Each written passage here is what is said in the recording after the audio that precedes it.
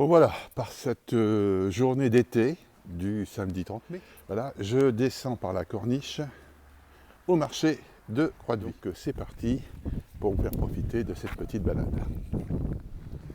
Alors là, c'est la toute petite plage privée. Je dis privée parce qu'il n'y a pas d'escalier pour y aller. Nous, on y arrive par cette espèce de petite crevasse là qu'on voit sur la droite où on arrive à accéder. Et puis donc ici, nudisme autorisé, hein, puisqu'il n'y a personne. Je ne sais pas si vous arrivez à voir, mais il y a une clarté, une limpidité, on se croirait en Corse, avec cette eau qui est super claire. Alors là, on est sur le chemin piétonnier de la corniche. Les vélos devant être sur vraiment la piste cyclable à côté de la route. Et là, il n'y a que les balades, les promeneurs, les pipis caca pour les chiens, etc. etc. Alors là, il y a toujours Batelier de Dieu et puis il y a un coureur là, il y a un coureur, un runner. Je reviens. Donc il y a un monsieur qui fait sa petite balade, on le voit là-bas, en canoë, tranquille, peinard. Voilà, là j'arrive à l'anse suivante qui s'appelle l'anse de Bel-Air. Chaque petite anse comme ça, avec ses escaliers, sa petite plage. Chaque petite anse a un nom particulier. Il y en a une, grosso modo, tous les 40-50 mètres, le long de la corniche. Allez, je repars, direction la prochaine. Là, je suis assis sur un des nombreux bancs qui longent comme ça tout le chemin piétonnier. Je suis face à la Méditerranée, l'océan, mais enfin, vu qu'il n'y a aucune vague, on se croirait en Méditerranée. Bon, on va descendre un petit peu le long de ces rochers. Ah, petite plage de bivouac ici, ça serait pas mal, en hauteur comme ça. Peut-être un petit peu dérangé par le bruit de la mer. Bon voilà, je descends le long des rochers. Hop, hop, hop, voilà. Et on va regarder ça de plus près. Voilà. Bon bah voilà. Bruit de la mer, la crique. Et,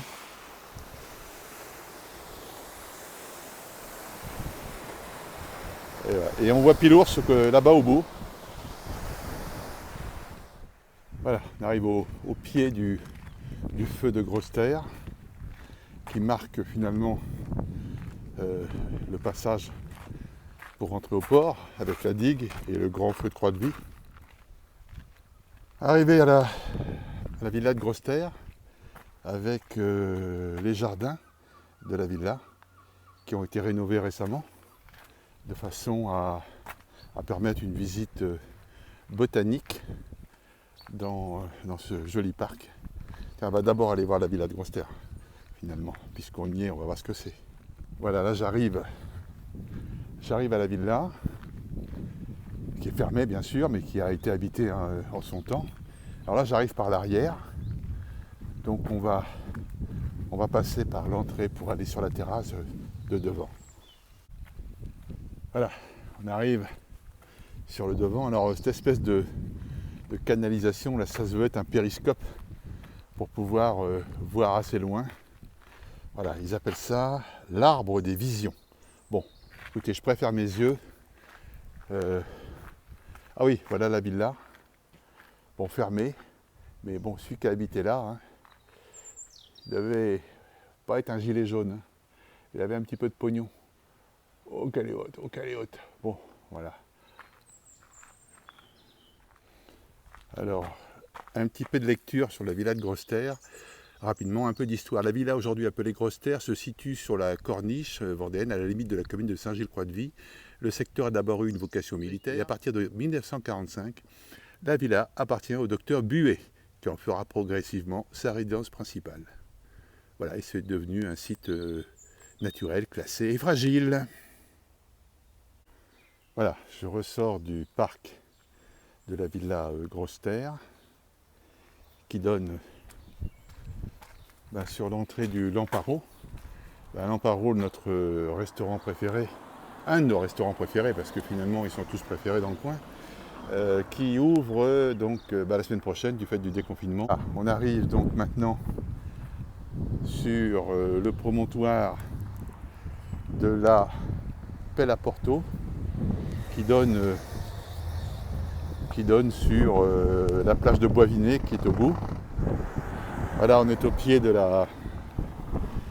restaurant. Là, ce qu'on voit là-bas, c'est un blocos, un vestige de blocos.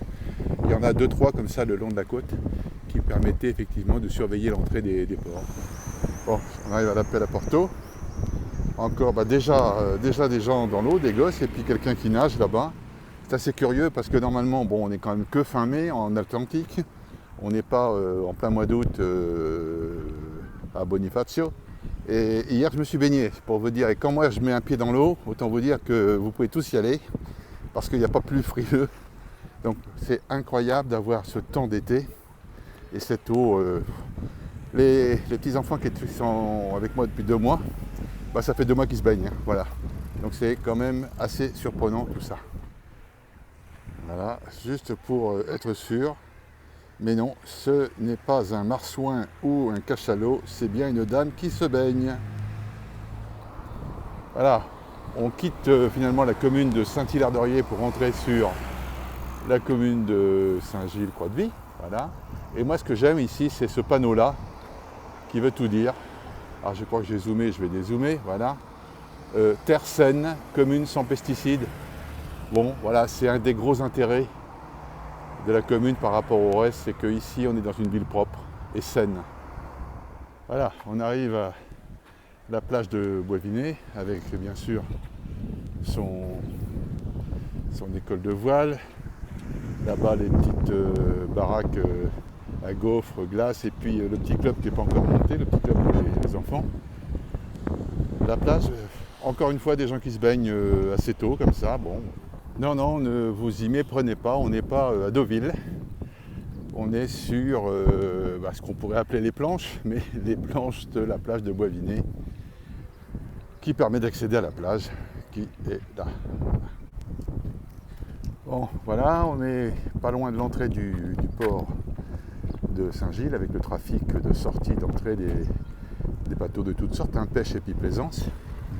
Et de l'autre côté, il y a le restaurant Boisvinet, que je recommande bien sûr, car c'est un de nos restaurants préférés, lui aussi. Enfin, tous nos restaurants sont préférés, car avec Claudine, je pense qu'on a une philosophie de vie qui est de dire ne tombons pas dans le comble de l'avarice, c'est-à-dire mourir riche. Donc profitons de la vie et dépensons. Et dépensons pour se faire plaisir. Je connais pas mal de gens autour de moi qui vont mourir très riches. Dommage. Il y a le bateau qui s'en va, bah oui, effectivement, voilà. Le bateau repart, on l'a vu tout à l'heure arriver, purée, il a fait vite. Hein. À peine arrivé, le voilà déjà reparti. C'est de la navette entre l'île-Dieu et le port. Vestige d'un canon anglais de 12 livres, ils disent, qui a été coulé à Noirmoutier. Voilà, vous voyez, tel qu'il est pointé, vraiment en train de défendre l'entrée du port. Voilà, on arrive à la tour Joséphine. Alors, en 2 mots, la tour Joséphine, c'est pendant plus d'un siècle, ce môle qui était surmonté d'une tour ronde, vestige d'une des plus vieilles constructions maritimes du port. Il s'agissait en fait du premier phare de la cité. Alors la tour Joséphine, c'est ça, qui est effectivement surmonté d'un phare, qui aujourd'hui est complètement supplanté par le grand phare, mais ça reste un promontoire, autant vous dire que c'est un promontoire à pêche, beaucoup de pêcheurs, avec ici, finalement, un premier tout petit port de plaisance qui est davantage l'embarcadère de l'île-Dieu, et puis un départ de scooter des mers, une base qui est là-bas. Alors, qu'est-ce qu'il nous dit, le monsieur? Il nous dit que, bonjour, parti en mer, vous pouvez nous joindre. Oh, d'accord, à très vite, ok. Et là-bas, c'est la petite guérite pour le départ de l'île-Dieu, la billetterie, donc, en fait, qui est juste là. Voilà, billetterie. Voilà donc le petit chemin qui permet de longer la voie ferrée, voie unique de Saint-Gilles à Nantes. Toujours pareil, l'entrée du port, mais cette fois-ci on voit bien au fond l'entrée du port de Plaisance qui est là-bas. Je reviens ici sur la voie, tout au bout, là-bas, le bâtiment, c'est la gare SNCF qui est évidemment un terminus, parce qu'après on tombe dans la vie. La vie étant la petite rivière qui se jette dans la mer avec 2 sens de navigation. À marée descendante, la vie descend dans l'eau, et à marée montante, c'est la mer qui monte dans la vie. Et ça change tout. quand on sort du port, au niveau des courants. Voilà, on arrive au port. Tiens, encore un bateau qui rentre. Port de Plaisance. Alors là, ça, je peux vous dire que c'est un métier difficile de chez difficile. Hein. Quand je pense qu'on a certains des conditions de travail, des 35 heures, parce qu'ils voudraient en faire que 30 ou 32, enfin bref, tant qu'on n'a pas fait le métier de pêcheur en mer, je crois qu'on n'a pas vraiment vécu ce que c'est que la pénibilité d'un métier. Voilà, ce sont des gens extrêmement courageux. On va filmer un peu la manœuvre du gars. Il manie ça comme si c'était une trottinette. Voilà, il vient de tourner dans le port quand même. Et là, qu'est-ce qu'il fait? Machine arrière, ou je sais pas trop quoi, mais globalement, il y a une certaine facilité avec l'expertise du monsieur à conduire sur ce machin-là. Alors là, c'est sur le port, c'est les sardines et poissons grillés à la plancha. C'est fermé le mardi, d'accord. Il y a l'assiette de sardines à 7,50 €, la rillette de Saint-Gilles à 5 €. Voilà, et puis, il y a la distanciation sociale. Il y a beaucoup de monde qui vient manger là. C'est pas cher, c'est super frais, c'est super bon. Voilà. Allez, on ressort et on va continuer. Vous avez une jolie moto, monsieur. Merci. Alors là, on passe devant le comptoir de la mer, qui est en fait la coopérative maritime. Je vais aller faire un saut à l'intérieur. Je ne vais pas aller à l'intérieur car je ne porte pas de masque. En tout cas, on y trouve ici tout ce qui est pour le plaisancier, accastillage, etc. Salut. Donc j'ai oublié mon masque, donc je ne rentre pas. Allez, on ressort. Bon, on arrive sur, alors là-bas, l'église de Croix-de-Vie avec son marché qui est au pied. Je crois que c'est samedi, on est samedi matin, ça tombe bien, mais c'est le samedi et le mercredi. Le parking, pardon.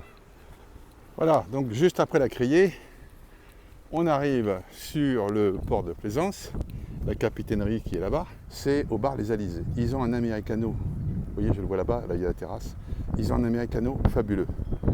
Voilà, donc faut choisir dans la vie, soit se faire plaisir, l'épicurisme, j'encourage de découvrir cette philosophie. Pardon monsieur, excusez-moi, c'est un beau vélo.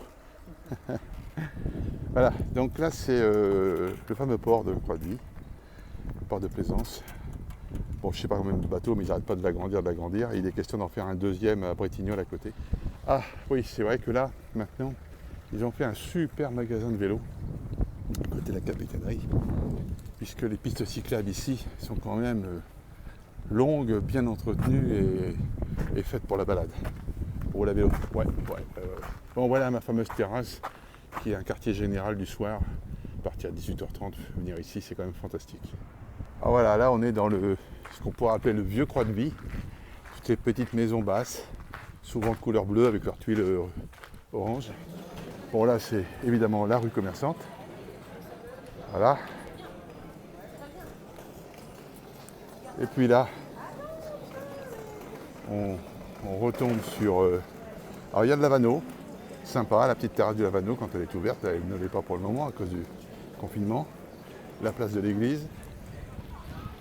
Le petit square pour les mômes, et sinon le marché qui est là. Marché vendéen typique, produits frais, avec cette belle église style roman, hein, comme vous pouvez le remarquer. Roman, c'est des arches rondes, contrairement au style gothique. Bon, tout ça, ça sera ouvert après le 2 juin au niveau des terrasses, et ça sera quand même mieux. On est là, enfin je suis là. Coucou. Qu'est-ce que c'est que ça? Qu'est-ce que tu es en train de manger là, hein? Oh, ça a l'air très très bon ça. On va aller faire le manège maintenant. Bon. Tu dis bonjour aux amis. Hein? Qu'est-ce que tu penses de ce mois de juillet? Ah, on est en plein mai, excuse-moi. Non, Bon. très beau. J'espère qu'on aura le même en juillet. Ouais, non, on aura la canicule, ça sera pire. Non. Voilà. Au revoir tout le monde.